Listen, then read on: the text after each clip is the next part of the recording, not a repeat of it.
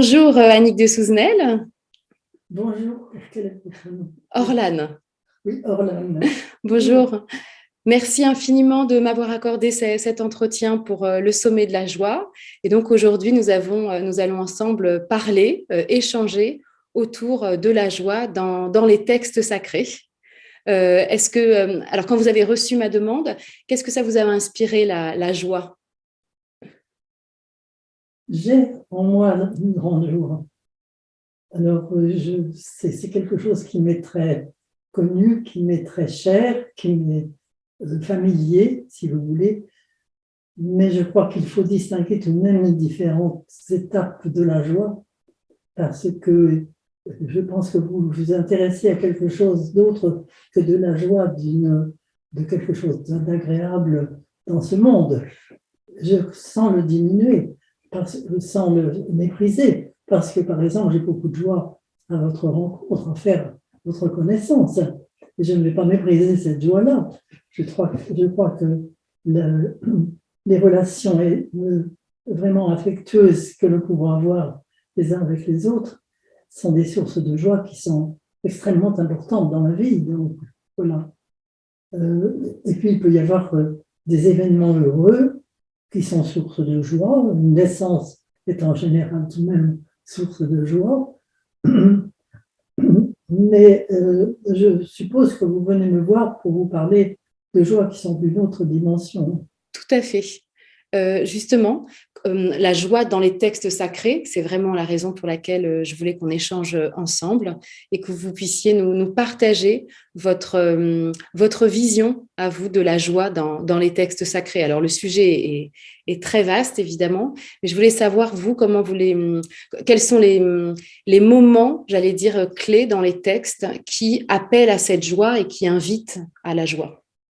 Vous savez, je crois que les textes bibliques, en général, pris dans leur ensemble, sont source d'une extrêmement forte joie, à tel point que ça a déterminé non pas une secte, mais ce groupe juif au XVIIIe siècle, XIXe siècle, qui s'appelait celui de la Simchat Torah, à savoir la Torah de la joie, justement. Et c'est tout un groupe extrêmement important, et surtout en Europe orientale. C'est le Maguide de Mesrich, je me souviens bien qu'il l'a créé, et c'est un groupe qui dansait la Torah et qui se réunissait pour danser la Torah, pour fêter la Torah. C'était quelque chose de tout à fait merveilleux. Je crois que ça existe encore d'ailleurs, mais enfin beaucoup moins répandu. Mais ça doit exister encore. Voilà, donc c'est vous dire que la Torah est évidemment avant tout source de joie. Les évangiles, j'en parlerai après, mais c'est déjà la Torah. Et dans la Torah, ne serait-ce que le mot de la joie, Simra, la Torah, Simra de la joie. C'est un mot qui est fait de telle sorte que l'on peut, comment vous dire, de trois lettres essentielles, dont les deux premières peuvent être lues comme étant le Shem, le nom. Le nom, c'est celui que nous sommes en devenir, car nous ne sommes connus que sur nos prénoms, et on peut se demander quel est le nom. Et justement, c'est toute une acquisition que nous avons à conquérir par tout un chemin intérieur. Et cette conquête du nom, elle doit nous oblige à traverser des épreuves. Et c'est la dernière lettre, le ret en hébreu, qui représente la barrière. Donc, si vous voulez, la joie, c'est vraiment le nom qui essaye de grandir en traversant des barrières, en sautant au-dessus d'épreuves, d'obstacles, etc. Donc, ça n'écarte pas l'épreuve. La joie n'écarte pas l'épreuve. Je dirais même qu'elle est presque nécessaire. La véritable joie, elle est une conquête. Elle est une conquête. Elle est quelque chose qui vous amène à devenir plus grand que vous-même. Voilà, je crois que c'est une définition, en tout cas, qui est intéressante. la notion du Shem est extrêmement importante dans ce que je viens de vous dire là. On peut aussi, le Simra, il y a aussi le Ram, le noir. Le noir, c'est la moelle de l'os. C'est donc aussi ce qu'il y a de plus précieux, voyez-vous. Donc il y a notion de précieux dans la joie, une notion de très précieux. Et alors, vous parliez des barrières, des épreuves. Est-ce que, comment dire, par rapport à la joie, c'est une condition sine qua non d'avoir des épreuves et des barrières pour sentir cette joie intérieure? Ou est-ce que on peut, alors vous me disiez, on ne peut pas s'en dispenser a priori, mais est-ce que ça doit être des épreuves vraiment terrifiantes, ou on parle d'épreuves juste de l'expérience de la vie et où il n'y a pas forcément de souffrance qui peut être entendue derrière les épreuves? Pour connaître la joie. Je ne crois pas que l'on puisse aller vers soi-même sans passer par des épreuves. Pour accoucher de quelque chose qu'on ignore en soi et qui ne pourra advenir que si justement il est placé devant des événements qui appellent sa naissance. Voyez-vous ? Donc, je ne pense pas qu'il puisse y avoir de vraie joie sans cela. Je crois qu'il faut faire la différence. J'ai envie de faire la différence à partir de la qualité du rire. Parce que la joie, elle amène le rire, le sourire ou le rire. Et en hébreu, il y a deux sources du rire, et qui sont représentées par les deux fils d'Abraham. Parce qu'Abraham a eu deux fils, le premier qui est né de la servante, parce que son épouse était stérile, et il s'appelle Ismaël. Et puis, un jour, le couple d'Abraham et de Sarah reçoit la visite de l'ange qui annonce à Sarah, malgré son grand âge, car elle a 90 ans, et lui et Abraham en a 100, qu'ils vont avoir un enfant. Alors, évidemment, cela provoque en Sarah un rire absolument fantastique, j'allais dire catastrophique, dans le sens du mot catastrophe, en ce sens que tout est bouleversé, elle ne comprend plus rien, et elle rit, mais comme ça aurait pu s'exprimer d'ailleurs par autre chose qu'un rire, mais là c'est un rire. Et elle dit, Dieu a mis un rire en moi, ce qui est d'ailleurs une expression extrêmement importante, mais c'est autre chose. Et à la suite de cela, il y a une grande fête qui est donnée dans la famille pour le sevrage justement de celui qui va être appelé le rire à sa naissance, Yitzhak. Isaac, nous prononçons Isaac, en fait, en hébreu c'est Yitzhak, le rire, qui montre bien qu'il y a comme une cassure, voyez-vous, dans le mot là, Yitzhak. Et il y a une fête, et à l'occasion de cette fête, Ismaël va rire d'une plaisanterie qui est faite par quelqu'un et Sarah immédiatement demande la séparation des deux rires. Elle ne demande pas la séparation des deux enfants, elle demande la séparation des deux rires. Et ça, c'est extrêmement important, parce que ce sont deux rires qui sont totalement différents. Le rire d'Ismaël, c'est le rire que nous pouvons avoir tous, en effet, d'une plaisanterie, de quelque chose de drôle. Bon. Alors que le rire qui a secoué Sarah de fond en comble, que je comprends très très bien parce qu'il m'est arrivé quelque chose de très semblable, donc c'est quelque chose d'irrésistible, absolument irrésistible. C'est une force qui vous pénètre comme la foudre qui, bon, heureusement, ne vous conduit pas jusqu'à la mort, mais qui vous bouleverse totalement. Et cette qualité des deux rires est totalement différente. Et c'est pourquoi nous sommes là devant, je crois, la réponse à ce que vous venez chercher. Ismaël va être emmené au désert avec sa mère. Une cruche d'eau leur est laissée, puis ce pauvre Abraham s'en va la mort dans l'âme en laissant cet enfant et leur mère, et sa mère. Et il est tout à fait bouleversé, certainement, cet homme, pour revenir auprès de Sarah et du petit Isaac. Et ce sont des anges qui vont sauver Ismaël, ce sont des anges qui sont les maîtres du désert. Et je crois qu'il faut que nous gardions cette image d'une façon extrêmement forte, parce que nous ne pourrons atteindre à une véritable joie qu'en acceptant de traverser des déserts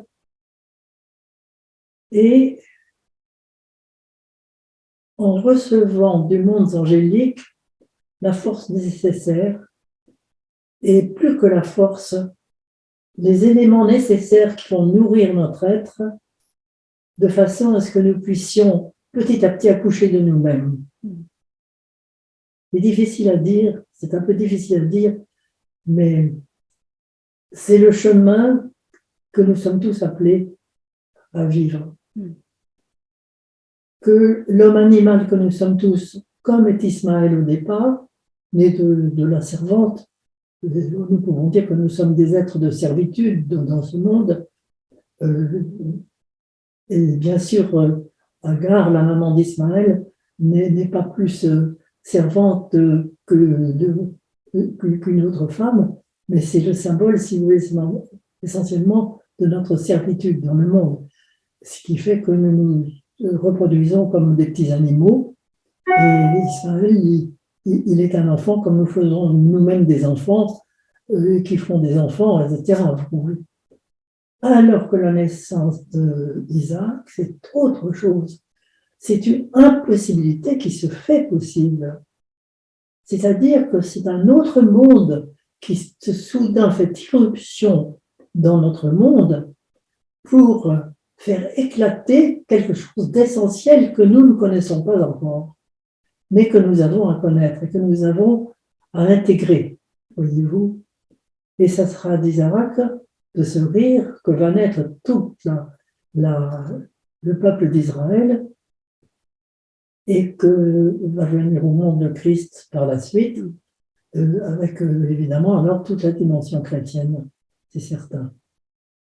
Je ne dirais pas qu'il y a de la joie dans les évangiles. Il n'y a pas non plus de tristesse. Mais ça n'est pas aussi net, sauf évidemment la naissance du Christ, et essentiellement la joie de Marie.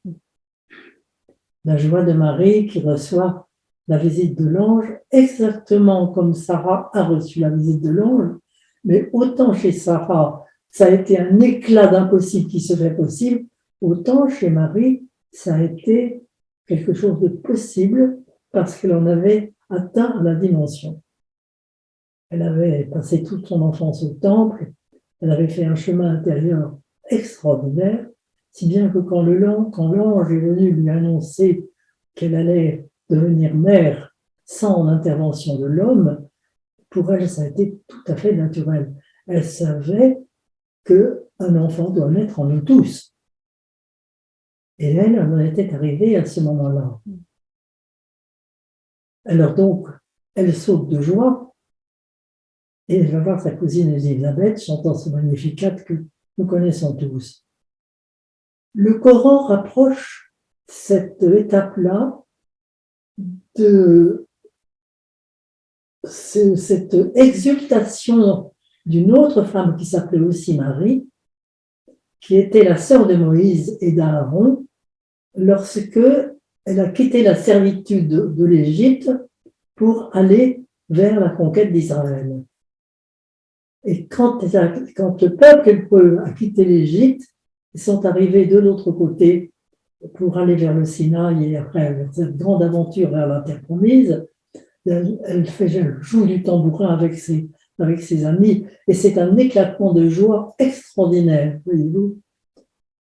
Et je pense que ce rapprochement que fait le Coran est quelque chose de très beau. Que ces deux maris, ils ont toutes les deux le même nom, vous voyez, que ces deux maris qui en profondeur disent la même chose. Sortis de la servitude, sortis de la servitude du monde animal pour aller vers la dimension promise, qui est une dimension seigneuriale, et Marie qui met au monde celui qui va nous y conduire. Donc vous voyez, nous sommes là devant des étapes de joie qui sont quelque chose d'absolument magnifique. Et je pense que c'est ça qui est la base de la réponse. Alors, je reviens sur la joie. Vous parliez des anges qui font descendre une joie intérieure indescriptible qui est dans la chair. Aujourd'hui, moi, ce qui m'intéresse aussi, c'est pour ça que je voulais vous rencontrer et puis avoir votre vision, c'est comment on peut, là, on est dans les textes, et comment nous, aujourd'hui, en tant qu'humains, on peut le matérialiser également dans notre chair et, j'allais dire, reproduire, si tant est que ce soit possible, mais en tout cas, revivre quelque chose de cet ordre-là dans nos cellules, de cette joie intérieure. Comment on peut le matérialiser, le concrétiser, l'humaniser aujourd'hui, cette joie. Ce même chemin. En faisant ce même chemin. En faisant ce même chemin. C'est-à-dire que j'ai écrit un livre qui s'appelle Le Grand Retournement. Le Grand Retournement, j'ai montré que c'était écrit dans les Écritures, justement.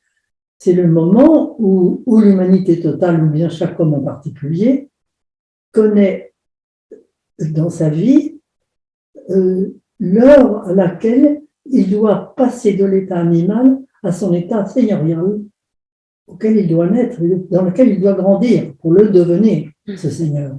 Car nous sommes tous appelés à devenir des dieux. L'Ancien Testament, le Premier Testament le dit, et le Christ va le redire dans l'Évangile de Jean, vous êtes des Elohim, vous êtes des dieux. Donc c'est ce retournement total qui est à faire, qui fait qu'on ne fait plus appel à nos racines terre, ou beaucoup moins en tout cas, et surtout il y a un moment où elle se refuse à nous, et où nous nous tournons vers les racines ciel. Et le Christ le dit dans l'Évangile, c'est là où est la source de la joie. On ne peut pas dire que l'Évangile présente immédiatement la joie, mais le Christ va nous apporter toutes les sources de la joie. Et il dit cela en particulier, il dit tout ce que vous demanderez à mon Père en mon nom, vous sera accordé. En mon nom, ce n'est pas au nom de mon Seigneur Jésus-Christ. En mon nom, c'est si vous devenez votre nom. C'est si vous marchez dans le chemin de votre nom. Si vous commencez de monter l'échelle angélique qu'a vu Jacob dans le songe, le fameux songe de Jacob, où il dort comme dorment la plupart des êtres, tout le monde dort ici. Voyez-vous, qu'est-ce que fait le Covid en ce moment? Il essaye de réveiller les gens. Et les gens ne se réveillent pas, ils ont peur, c'est tout ce qu'ils font. Or, il s'agit de se réveiller comme Jacob, et puis de commencer à grimper l'échelle qu'il a vue et qui est parcourue par les anges. Et les anges sont nos serviteurs. Ils sont nos serviteurs pour nous aider à monter d'une étape à une autre étape à une autre étape. Et c'est là où se présentent les épreuves. Donc l'épreuve est inséparable de cette marche vers le non que nous devons devenir. Et c'est tous ceux qui travaillent à la conquête de ce non qui ont à demander, et ça leur est donné. Vous voyez? Et là est la joie. Là est la vraie joie. Et je vous assure qu'il m'est arrivé de le vivre plus d'une fois. Et ma famille, elle n'a pas du tout compris. Elle ne comprenait pas du tout pourquoi je n'étais pas inquiète. Parce que je savais que me tournant vers le monde divin, qui est notre monde, la vraie famille, je serai entendu. Et j'ai été entendu. Oui. Donc, si nous sommes dans ce retournement, ce qui ne veut pas dire mépriser les racines terrestres, loin de là, de les respecter, de les honorer, de leur donner leur place, mais de vivre, de nous nourrir de nos racines célestes. Et à ce moment-là, la joie a une toute autre dimension. Elle n'est pas le contraire de la peine. Elle peut même avoir des peines, connaître des peines, mais la joie reste. La joie demeure.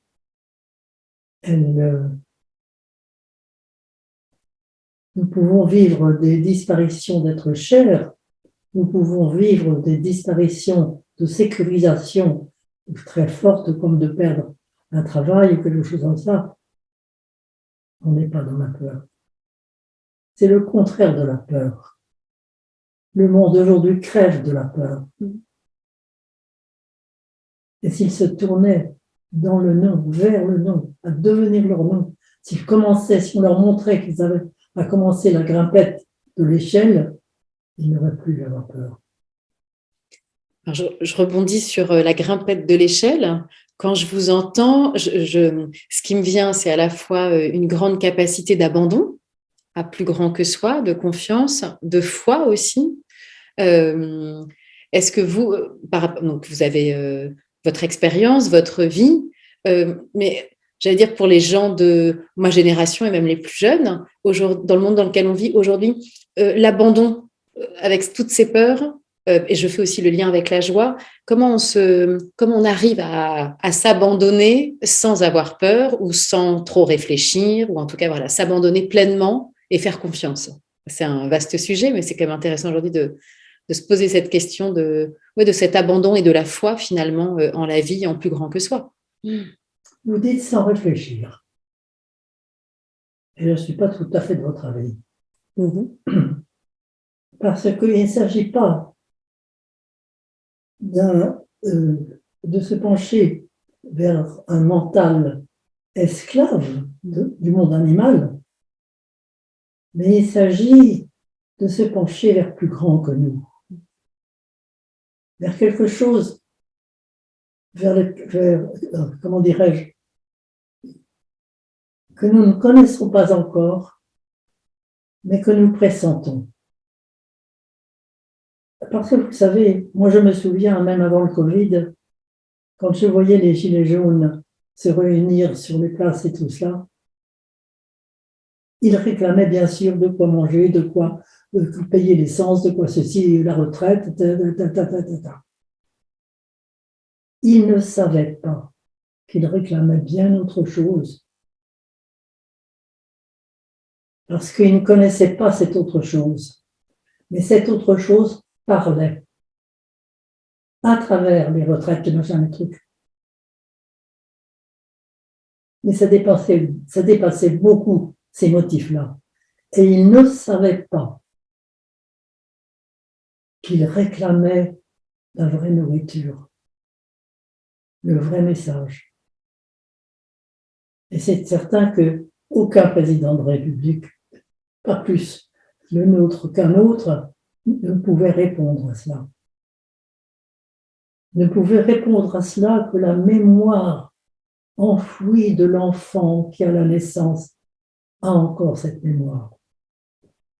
Et qui est aussitôt écrasée par les valeurs des parentales, du monde, etc. Et la mémoire disparaît.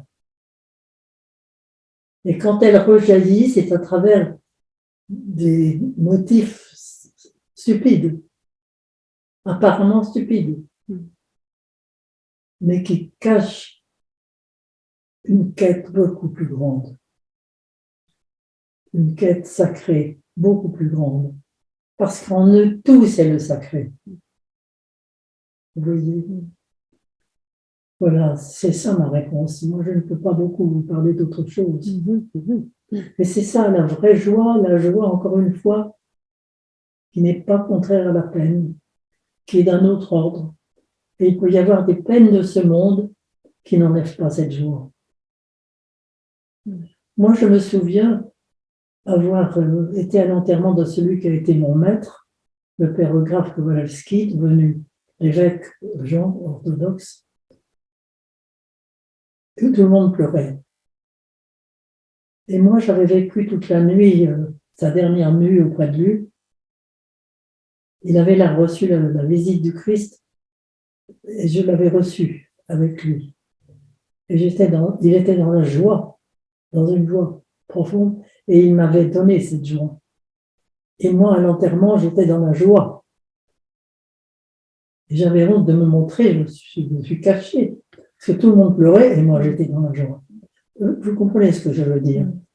Parce que la mort n'était pas une mort, c'était un passage de quelque chose d'autre, de cet homme qui est vivant et qui me parle toujours, d'ailleurs, encore aujourd'hui, et qui m'a conduit, qui a été déterminant dans ma vie. vous voyez. Donc, source de joie, alors que le monde pleure.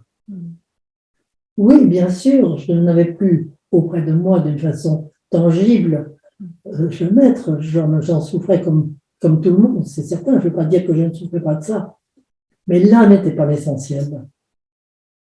Ce qu'il m'avait laissé de lui était au-delà de ça. Voilà, c'est pour vous donner un exemple. Oui, oui. Mais qui peut parler à chacun, dans le sens où on peut se dire, voilà, qu'est-ce que je garde aussi de la personne qui s'en va, et on a toujours, en tout cas, il s'est passé quelque chose avec votre maître et que vous gardez, et je pense que ça peut parler à plein de gens qui ont perdu un être cher et où on garde finalement cette joie et ce lien qui est dans l'invisible, mais qui est réellement présent. D'autant plus qu'ils continuent d'être vivants, ces êtres-là. C'est pas comme s'ils avaient disparu. Ils continuent. Mais enfin, ça, évidemment, c'est toute la foi de nos formations, comment est-ce que je pourrais dire, religieuses depuis l'enfance, mais qui sont vérifiables, vérifiées et expérimentées. Alors, je voulais juste revenir sur les évangiles et puis surtout sur la joie quand même dans la naissance du Christ. Vous en avez parlé un petit peu tout à l'heure. Comment elle s'exprime justement dans les textes, cette joie qui reste quand même dans le monde chrétien un jour assez exceptionnel, normalement qui est festif et qui est joyeux.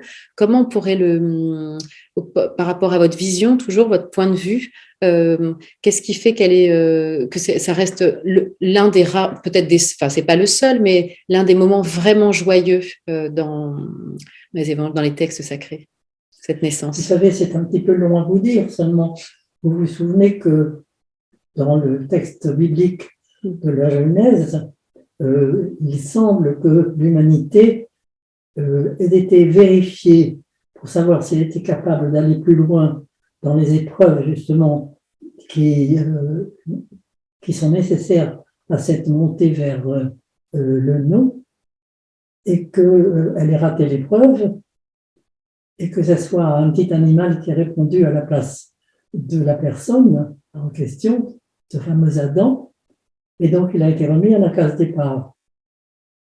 Et depuis ce moment-là, il est bien certain que c'est le Satan qui est devenu le maître et qui nous conduit d'une façon absolument... nous restons des enfants de cœur devant lui. Et le Christ vient pour arrêter cette domination du Satan et pour redonner à l'homme sa dimension virile, c'est-à-dire capable de pénétrer son être intérieur et de s'accomplir totalement. Donc c'est au Christ que nous le devons, et à Marie, justement, qui, dans ce que nous appelons nous, dans la matrice du crâne, c'est-à-dire comment ça s'appelle, au Golgotha, au Golgotha, qui est le nom qui veut dire le crâne en hébreu, au Golgotha, est descendu dans les enfers de l'humanité et a écrasé la tête du Satan diabolique. Donc c'est pour ça que si l'humanité peut faire son chemin, retrouver son chemin, trouver la force de ne plus tomber devant l'épreuve, mais de passer ces épreuves, ces rites de passage, si vous voulez, c'est parce que le Christ est venu arrêter la domination du Satan. Donc vous devenez que c'est tout de même la source d'une joie essentielle. Tout ça est complètement oublié. Et Noël est devenu une festivité, tout ce qu'il y a de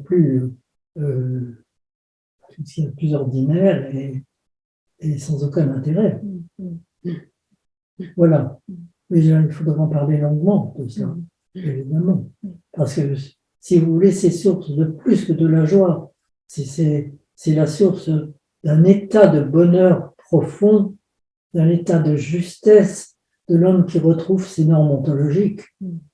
C'est quelque chose de fantastique, d'immense. Donc, je ne peux pas en parler comme d'une cause de joie. C'est plus qu'une cause de joie.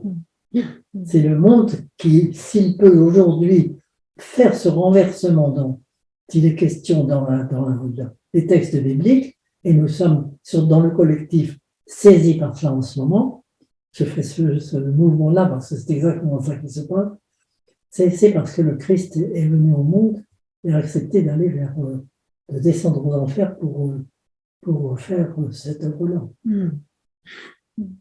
Et quand vous parliez des rituels dans l'expérience de vie de chacun, alors aujourd'hui, vous diriez qu'il y a des rituels. Qu'est-ce que vous pourriez nous dire justement de ces rituels? Parce qu'on pense, moi, là où j'en suis à mon niveau, je pense aux rituels de passage de l'enfant à l'adolescent, après de l'adulte enfin de l'adolescent à l'âge adulte, et puis après de père ou de grand-père. Mais est-ce qu'il y a d'autres rituels, vous, auxquels vous pensez qui pourraient… Vous avez vécu un rituel de l'enfance à l'âge adulte? Dans cette vie-là, non. Alors pourquoi me parlez-vous de rituel Parce que vous en avez parlé juste tout à l'heure, en fait. Oui, c'est ça, mais ces rituels n'existent plus. Alors, ils peuvent exister, j'allais dire, je vous dis non, mais j'allais dire, ils peuvent exister peut-être au niveau, en tout cas, moi, personnellement, dans ma vie de jeunesse, de jeune catholique, hein, où j'ai eu un passage où j'ai passé ma confirmation, par exemple, quelque chose de cet ordre-là, du sacrement. Ça, C'était une épreuve? Est-ce que c'était une épreuve? Est-ce que c'était une épreuve? C'était une source de réflexion, de savoir si j'allais C'est du mental, ça. Du mental. Là, on est dans le mental, oui. Oui, tout à fait. Ouais. Ce n'est pas ce que j'appelle une épreuve. C'est pas ce que vous appelez une épreuve, oui. Autrefois, il y avait des rituels. Oui. Il y avait des rituels de la petite enfance à l'enfance, de l'enfance à l'adolescence, de l'adolescence à l'âge adulte, etc. Il y avait des rituels initiatiques extrêmement importants. Tout ça a disparu. Oui. Alors aujourd'hui, il y a des êtres qui essayent de les faire revenir.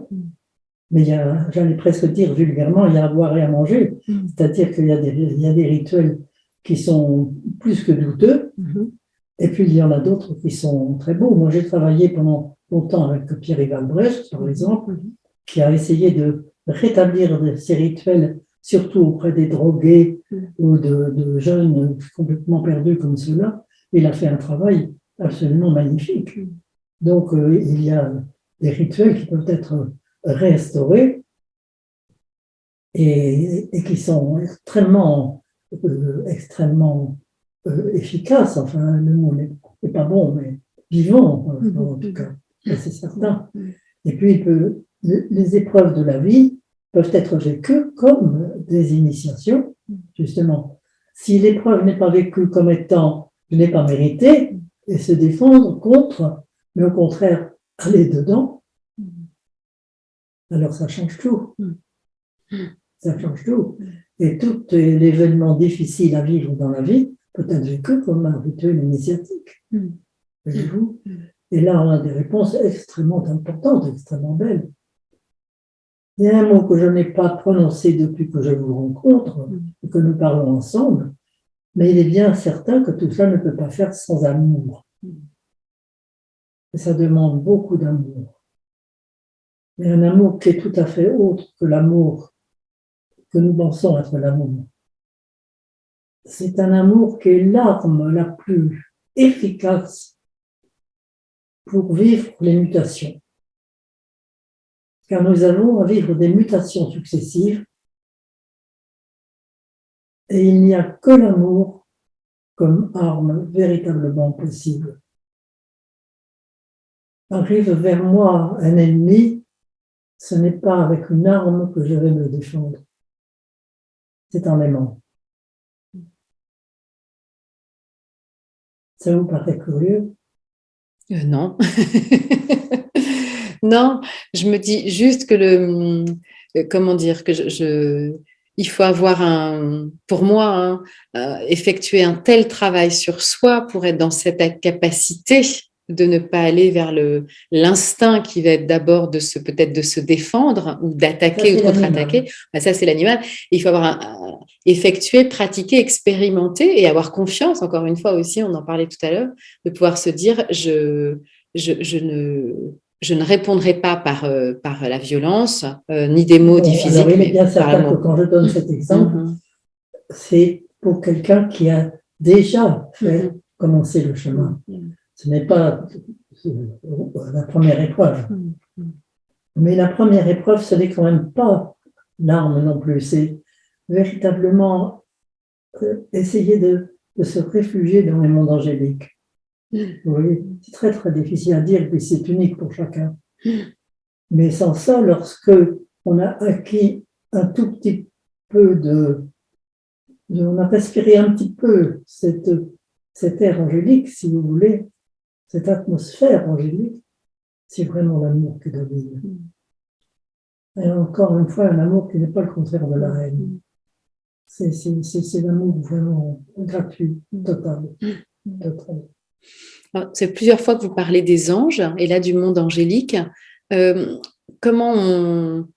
que vous pouvez nous en dire un petit peu plus justement pour que chacun puisse avoir une idée, ou en tout cas une porte ouverte pour savoir comment s'ouvrir à ce monde-là, à ce monde des anges?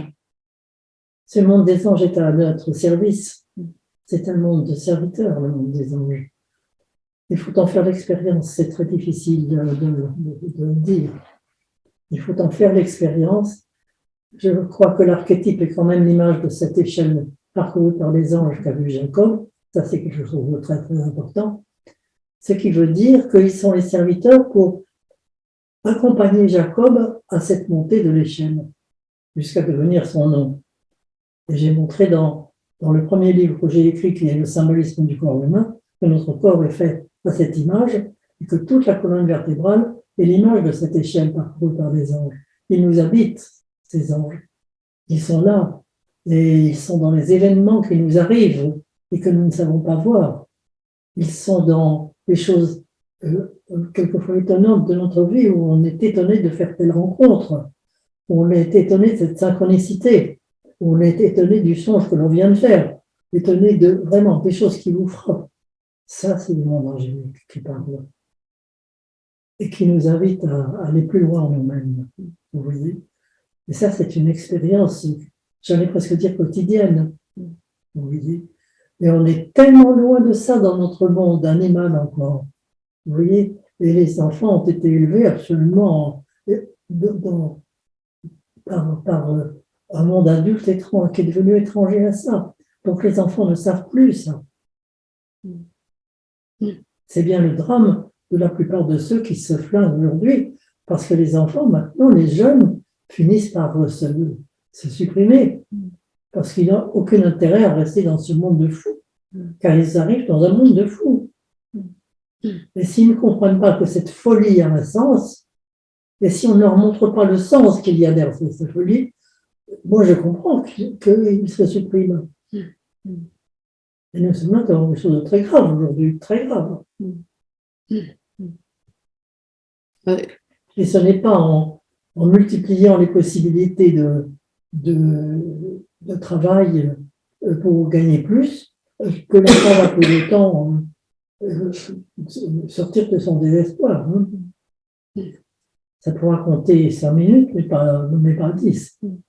Ou c'est votre perception d'avoir l'impression qu'il y a plus de jeunes qui mettent fin à leur jour Aujourd'hui, oui. C'est tragique. C'est tragique aujourd'hui. Tragique, bien sûr. Il y en a toujours eu, mais beaucoup moins. Aujourd'hui, quand je vois qu'on donne des pourcentages dans les journaux, tout ça, bon, je veux bien croire, mais je crois qu'il y en a beaucoup plus encore. Je voudrais revenir avec vous sur la joie.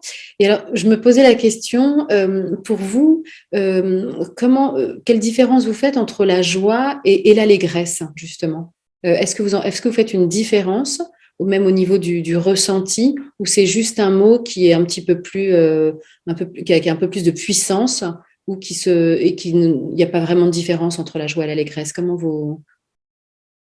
C'est-à-dire que la plupart du temps, un mot est employé pour l'autre. Il y a toujours des nuances, toujours. Et si vous voulez, dans le mot allégresse, il y a ces deux ailes, dont on peut dire que c'est comme deux ailes. En ce sens que le lamed quelle que soit la langue, que ce soit en hébreu, mais aussi en arabe ou ailleurs ou dans d'autres langues, c'est vraiment l'information qui vient d'en haut. C'est l'information qui vient d'en haut. Donc, dans l'allégresse, il y a vraiment le mot nous relie immédiatement au monde divin et nous donne des informations qui nous permettent de sauter de joie. Vous voyez, voilà. Il y a un saut, si vous voulez, dans le mot allégresse, qu'il n'y a pas dans le mot joie. Le mot joie, c'est un état, c'est beau, très bien. Et l'allégresse va être liée à aussi un état, mais aussi peut-être plus à un événement qui tout à coup vous soulève. Mais on peut être dans un état d'allégresse aussi. Et alors, je voudrais faire le pont, alors parce que ça c'est moi qui ai mentalisé, puis qui ai fait mon petit chemin entre la joie et l'allégresse, et avec l'alléluia. Est-ce que vous faites aussi un lien entre la joie, l'allégresse et l'alléluia, justement? L'alléluia, le ya, c'est justement le Yod-Hé-Vav-Hé, c'est le nom. C'est vraiment le chemin du nom. Parce que le nom que vous allez devenir, celui que je vais devenir, ou que tout ami va devenir, est propre à chacun, unique pour chacun. Et tous sont un dans le saint nom Yod-Hé-Vav-Hé en hébreu, qui est le Seigneur. Donc, si vous voulez, nous pouvons dire que l'allégresse, c'est vraiment ce qui nous relie. Et l'alléluia, c'est ce qui nous relie à ce Seigneur. Je fais l'image, je fais ce mouvement, mais en fait, c'est à l'intérieur de nous. Et alors, au niveau de... Donc là, on parle des textes, de comment j'allais dire, on mâche un petit peu tous ces mots ensemble sur la joie, l'allégresse, l'alléluia. Et on parliez des épreuves tout à l'heure. Comment on pourrait aujourd'hui, qu'est-ce que vous pourriez donner comme message, si tant est qu'on puisse en avoir un, mais vous pouvez en avoir un, mais pour que cette joie, j'allais dire, se cultive à l'intérieur de chacun. Et si on a l'impression qu'on n'a pas de ce lien avec la joie intérieure, vous, votre expérience de vie, qu'est-ce que vous pourriez donner comme conseil ou comme piste à suivre pour sentir cette joie intérieure, pour que les gens puissent s'y reconnecter, si tant est qu'ils aient l'impression de ne plus être connectés à cette joie? Ça fait, moi, je crois qu'aujourd'hui, le monde est appelé à entrer dans le désert. C'est semblable au moment où les Hébreux quittent leur esclavage, c'est-à-dire leur relation à leur état animal, pour aller vers leur état divin. Donc, ils quittent leur esclavage à cet état animal. Et ce passage de l'esclavage à la vie divine à l'intérieur de nous passe forcément par une épreuve du désert. Parce que tout à coup, les références terres n'existent plus. Donc, on a faim, on a soif, on a besoin de ceci, on a besoin de cela, on demande à la terre qui ne nous le donne plus. Et la preuve à l'heure actuelle, c'est que prenez tous les problèmes sociaux, il n'y a plus de réponse. Les gouvernants essayent de donner des réponses, mais nous savons très bien que ce sont des réponses qui n'en sont pas. Pourquoi? Parce que la Terre est en train de nous échapper. Elle le dit d'ailleurs de mille façons, à travers, vous savez, aussi bien les tremblements de terre que les inondations, que les feux, etc. Donc la Terre nous échappe. Et nous avons vraiment à entrer dans le désert, et sans avoir peur, comme Ismaël. Et là, nous ouvrir au divin. Nous ouvrir au divin qui répond. Mais qui peut donner cette information-là? Bon, une petite anecdote de Souvenel qui écrit un petit bouquin qui va être lu par quelques-uns. Bon, très bien, mais c'est très insuffisant. Heureusement, il n'y a pas qu'elle, parce qu'il y en a d'autres que moi, bien sûr. Mais quand même, c'est encore, si vous voulez, c'est encore le petit nombre. Si ce n'est que ce petit nombre est en train de construire le levain qui va prendre un jour toute la pâte. Et nous sommes à la veille du jour où le levain va prendre la pâte. Mais en attendant, pour tous ces pauvres êtres à qui jamais personne n'a montré que le chemin, il est à regarder en haut, il est bien certain que c'est extrêmement difficile, très difficile. Alors, les faire revenir aux textes sacrés, qui souvent sont très mal traduits, les faire lire les bons livres, la plupart du temps, ils ne les comprennent pas. Il faudrait des êtres qui leur parlent de cœur à cœur. Tout ça est très difficile.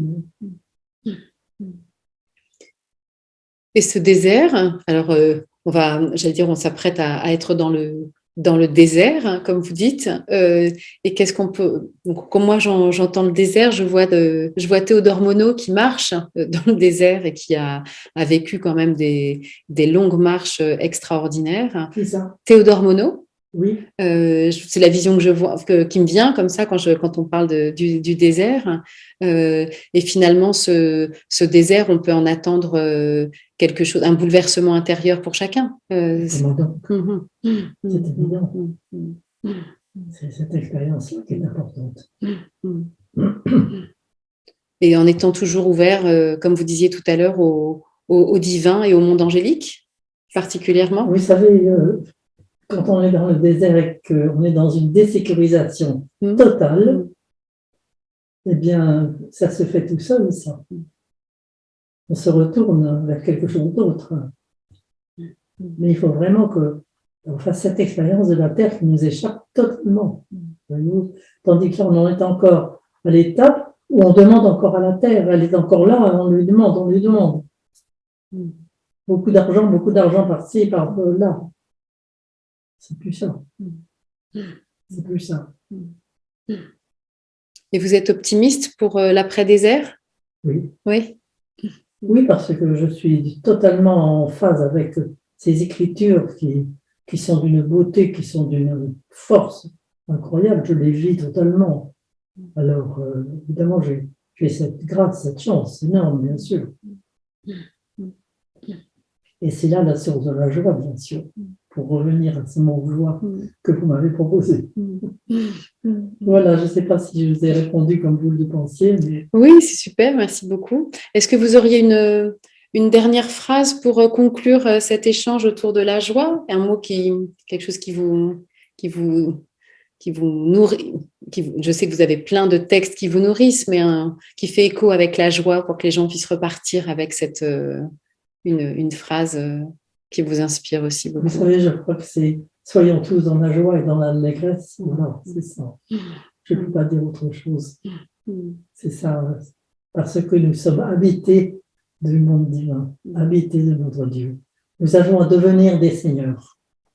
Ce Seigneur nous attend parce qu'il est là déjà. Merci infiniment, Annick de Souzenel, de m'avoir accordé votre temps avec tant de générosité. Merci aussi pour d'avoir partagé votre expérience autour de la joie. Et merci à vous de permettre de le distribuer, de le dire, de le faire connaître. Mais écoutez, que vos mots, en tout cas, puissent se diffuser à travers tous les espaces. Merci. Merci infiniment.